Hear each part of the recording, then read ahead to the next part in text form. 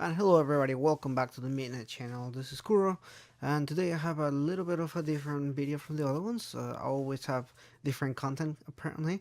This is going to be just to talk a little bit about the new Harry Potter World movie. This will be the second on the prequel movies, which will be the Crimes of Grindelwald, the Fantastic Beasts game movies, and I just want to talk about my impressions. No spoilers. The first maybe half of the video, and then the rest of the video I'll be discussing a little bit of spoilers. Just want to get my thoughts out of the way.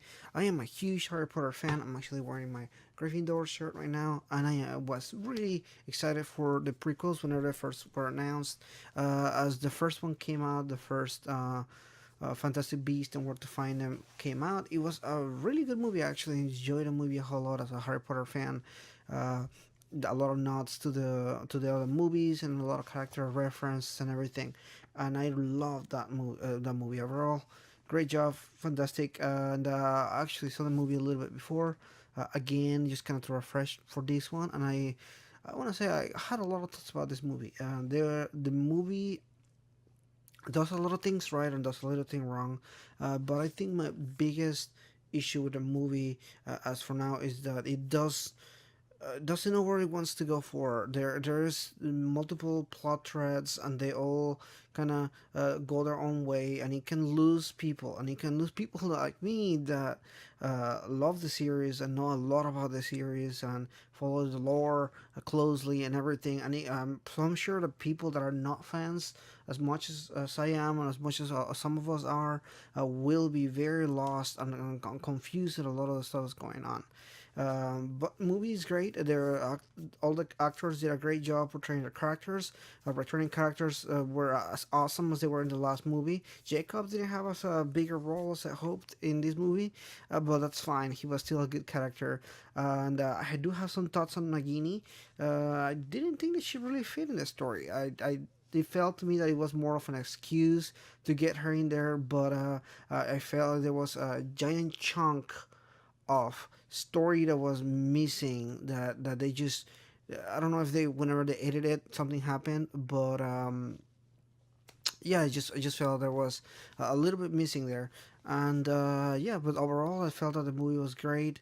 Slow, the first part of the movie is very great, because you have going back to London, and kind of follow up from the other movie. But then towards the second half, there's a lot of exposition that I feel like this could have been condensed into two different movies, exposition, and then more of this movie, or just kind of changed a little bit, because by the third arc, if you got lost halfway through the middle of the second act, then you're gonna have trouble following to the last act. There's a little bit of something disjointed there going on, and I feel it, like whoever did the editing, it really took some stuff out that maybe needed to be there. It'll be interesting once the second book comes out. I remember I do own the first Fantastic Beast and Where to Find Them book, which is basically just the script for it. So I hope that they do release the second script for the movie. I can read it, and then maybe my thoughts on the movie can change. But I do feel like there's a lot of ideas going on, and a lot of ideas just didn't go through. And I feel like this is either part of the editing, part of the script, or part of the direction. I'm not sure. I will have to watch the movie maybe again. When once or twice more before I can make a decision on that. But I will definitely like to check out the script as well, to see where the changes went. Well, now we're going to go into the spoilers part of the video. So if you haven't seen the movie, you kind of just click the video because you wanted to hear a little bit about it. You should not watch this section. I will be getting a little bit spoilers right off the bat. So one of the things that I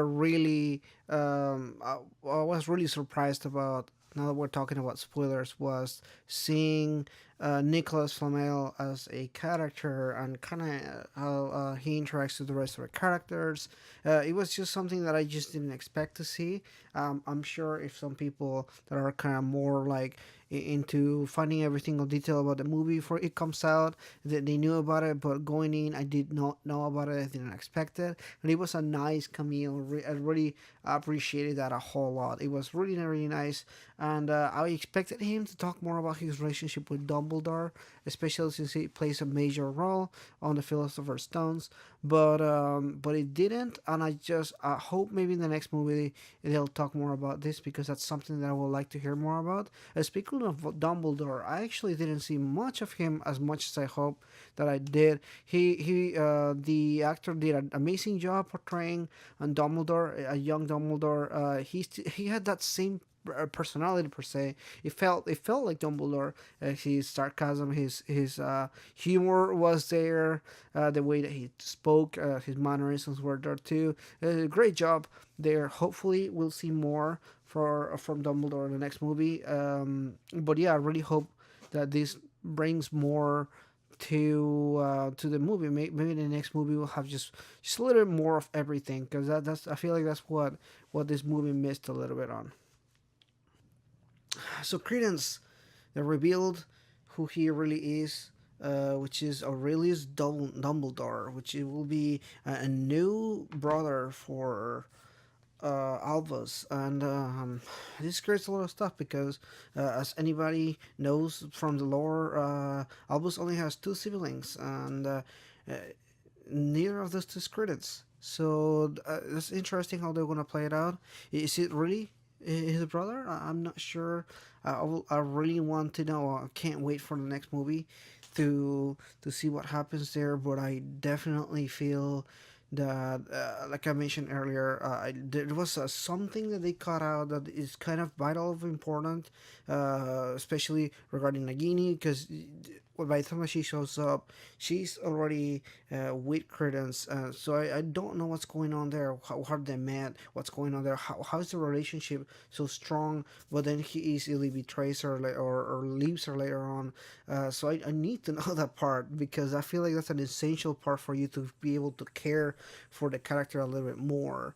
Otherwise, it's just a character, a throwaway character. There was with no more plot or anything. And I felt like the thread for the plot point was started, but it was not finished. And I feel like that was poor editing or poor direction or something. But something just didn't add up. And yeah, well, that's it. That's all I wanted to talk about. I know it's a shorter video.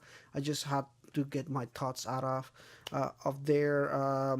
If you already watched the movie and you want to talk a little bit about it, just talk to me about it. This movie, like I said again, this was a really long movie, and I just kind of just need to watch the rest of the movie to be able to or watch the movie multiple times to kind of like get a little more feel for it. But I really just want to say um, this movie was missing something that the other movies wasn't missing. Maybe because this is the middle of a trilogy, so maybe that will change later on.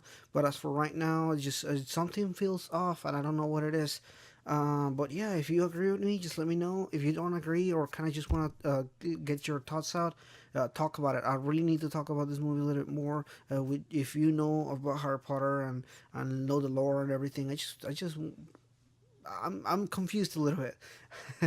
Well, thank you so much for watching the video, and if you like it, again, just like the video, share it, subscribe, and yeah, thank you.